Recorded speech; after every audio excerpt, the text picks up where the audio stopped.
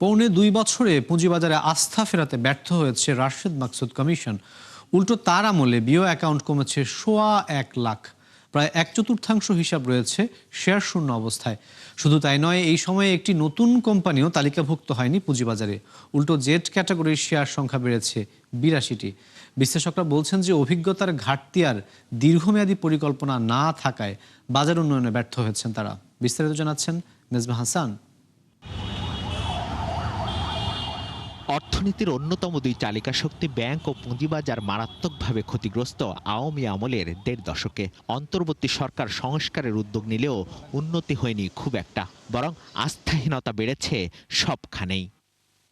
পুঁজিবাজার উন্নয়নে ২১ মাস আগে বিএসইসিতে নিয়োগ দেওয়া হয় রাশেদ মাকসুদ নেতৃত্বাধীন কমিশন। তবে বাজার সম্পর্কে পর্যাপ্ত জ্ঞানের ঘাটতি, বিনিয়োগকারীদের বিপক্ষে নানা হঠকারী সিদ্ধান্ত আর জরিমানার মতো সিদ্ধান্ত আস্থাহীনতা বাড়ায় বাজারে। ১৪৮৮ কোটি টাকা গত ১৮ মাসে আমরা ফাইন ইম্পোজ করেছি। সিডিবিএল এর তথ্য বলছে তার আমলে বিও অ্যাকাউন্ট কমেছে ১.১ লাখ আর বিদেশি অ্যাকাউন্ট কমেছে প্রায় ৪,০০০। এছাড়া সচল অ্যাকাউন্টগুলোর শেয়ার শূন্য হয়েছে প্রায় ২৩%। বিশ্লেষকরা বলছেন এই অবস্থা থেকে সহজ হবে না উত্তরণ ঘটানো। যতক্ষণ না সরকার ভালো শেয়ার তালিকাভুক্ত করছে, যতক্ষণ না পর্যন্ত আমরা ইনস্ট্রুমেন্টের সংখ্যা বাড়াচ্ছি, যতক্ষণ না পর্যন্ত প্রাতিষ্ঠানিক বিনিয়োগকারীকে শক্তিশালী করছি, ততক্ষণ পর্যন্ত আমরা কিন্তু স্ট্রং ডিমান্ড সাপ্লাই রাখতে পারবো না। আর স্ট্রং ডিমান্ড সাপ্লাই না থাকলে এই বাজারে যখন ইনভেস্টেবল স্ক্রিপ্ট পাবেই না কেউ, লোকাল ইনভেস্টর তো আসবে না, ফরেন ইনভেস্টর তো বহু দূরের কথা। নতুন সরকার দায়িত্বের পর সূচকের ঊর্ধ্বমুখী প্রবণতা থাকলেও তা স্থায়ী হয়নি, বরং বর্তমান কমিশনের আমলে সূচক খোয়া গেছে ৪৫০ পয়েন্ট। সবচেয়ে আশঙ্কার খবর হলো সংস্কার আর উন্নতির কথা বলা হলেও একটিও নতুন কোম্পানি তালিকাভুক্ত করতে পারেননি লম্বা সময়ে। উল্টো প্রায় ১৫০০ কোটি টাকা জরিমানা করায় অনিশ্চয়তায় পড়েন হাজারো বিনিয়োগকারী। ফরেনারদের জন্য শেয়ার কিনবার মতো ১০ থেকে ১২টা স্টকের বেশি নেই।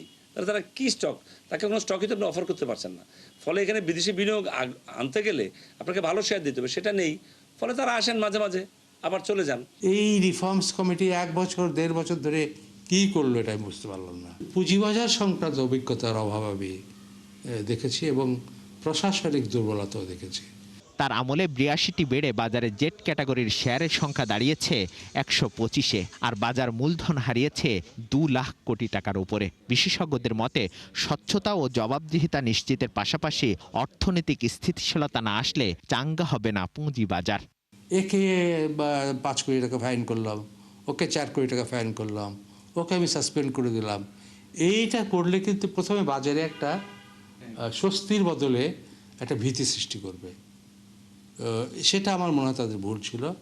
প্রথমে মার্কেট প্লেয়ার্সদের সঙ্গে একটা ওয়ার্কিং রিলেশনশিপ ডেভেলপ করা উচিত ছিল এবং ভবিষ্যতে যদি কোনো নতুন পুঁজি নিয়ন্ত্রক সংস্থা আসেন তার প্রতিও আমার এই সাজেশনই হবে যে প্রথমে এসেই নানান কর্মকাণ্ডে ঝাঁপিয়ে না পড়ে প্রথমে তারা বোঝার চেষ্টা করুক।